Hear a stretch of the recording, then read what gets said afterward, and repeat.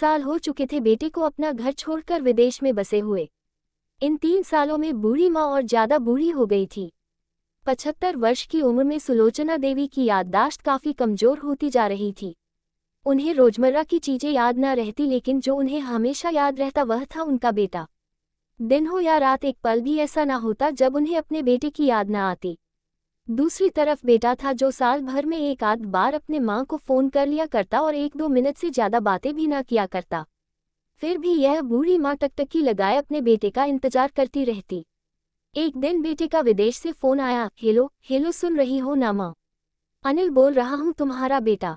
कैसी हो माँ? मैं ठीक हूँ बेटा, तुम बहू और मेरा पोता कैसा है? माँ ने पूछा। सब अच्छे हैं माँ, मैं अगले हफ्ते गाँव आ रहा हूँ माँ तुम्हें लेने।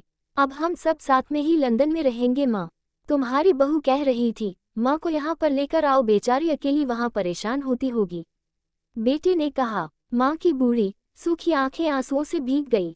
उसके कमजोर शरीर के नस नस में खुशी की लहर दौड़ गई। बेटे और बहू का अपने प्रति प्रेम देखकर माँ का मन खुशी से भर आया।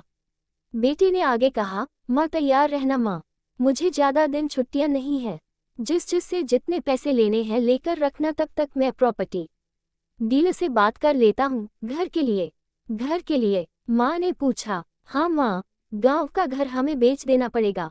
अब हम साथ में ही रहने वाले हैं तो वहां पर घर रखने का कोई मतलब नहीं है माँ, बेटे ने कहा।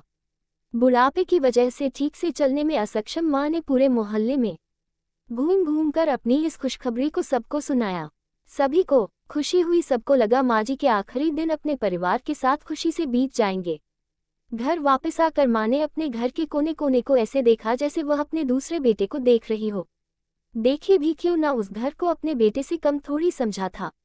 अपने पति के साथ 40 साल यही तो बिताए थे, लेकिन अब मजबूर थी बुढ़ापे के आखिरी साल बेटे और बहू के साथ बिताना चाहती थी। दिल पर पत्थर रखकर घर बेचने के लिए माँ तैयार हो गई। आनन फानन में बेटे ने घर को आधे दामों पर बेच दिया। माँ ने ज्यादा नहीं, लेकिन जिन चीजों से दिल लगा था उन चीजों को समेटा और बेटे के साथ टैक्सी में बैठकर एयरपोर्ट के लिए चली गई। एयरपोर्ट पर आकर बेटे ने माँ से कहा, माँ तुम यहाँ बेंच पर बैठो, मैं सामान और बोर्डिंग पास की जांच कर आता हूँ। वहाँ वक्त लगता है और खड़ा रहना पड़ता है, तुम्हें तकलीफ होगी। तुम यहीं आराम करो। मैं यूं गया और यूं आया। माँ बेंच पर बैठ गई और बेटा अंदर चला गया। काफी समय हो गया, बेटा वापस नहीं लौटा। माँ सोचने लगी, ज्यादा भीड़ होगी इसलिए देर लग रही होगी। अंधेरा होने को आया, अब तो लोगों की चहलकदमी भी कम होने लगी। माँ को अब चिंता होने लगी। एक कर्मचारी ने आकर पूछा, किससे मिलना है माँ जी आपको? यहाँ पर क्यों बैठी हैं? डरती हुई आवाज में सुलोचना देवी बोली, मेरा बेटा अंदर सामान की जांच कराने गया है।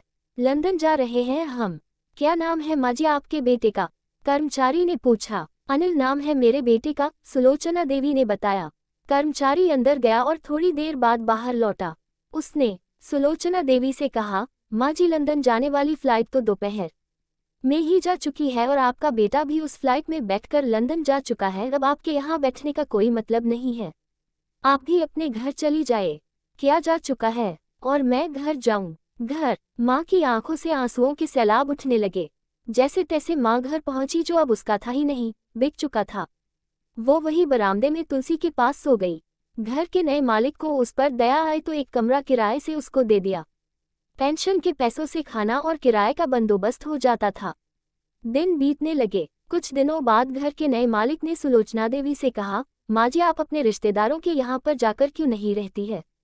इस उम्र में आपके लिए वही अच्छा होगा। अच्छा तो होगा, लेकिन अगर मेरा बेटा वापस आया तो उसका ख्याल कौन रखेगा? मेरा बेटा बहुत भोला है, उसे अपना ख्याल रखना बिल्कुल नहीं आता। मैं कहीं नहीं जाऊंगी, क्या पता कब उसे मेरी जरूरत पड़ जाए। माँ ने कहा। दोस्तों, सच बता रही हूँ, माँ की ऐसी बातें सुनकर मेरी आंखों में आंसू आ गए। किसी ने सच ही कहा है, पूत कपूत हो सकता है लेकिन माता कभी कुमाता नहीं होती। दोस्तों, आप सभी से हाथ जोड़कर विनती करती हूँ, अपने माता पिता की जितनी हो सके सेवा करना। उनके साथ कभी बुरा बर्ताव मत करना।